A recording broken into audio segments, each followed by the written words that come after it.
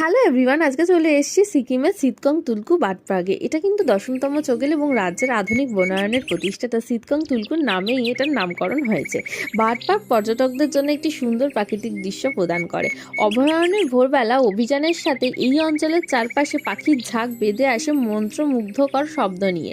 এখানে দর্শনার্থীরা কিছু বিরল পালকযুক্ত প্রজাতির সাথে ঘনিষ্ঠভাবে সাক্ষাতের অনুভব করতে পারে, যেমন সিতকং তুলকু শত শত পাখির প্রজাতিকে আশ্রয় দেয়, যার মধ্যে রয়েছে grey tips, green imperial pigeons, turtle doves এবং নানান ধরনের পাখি। এবং শুধু পাখি নয়, তার সাথে নানান প্রজাতির উদ্ভিদও কিন্তু এখানে রয়েছে।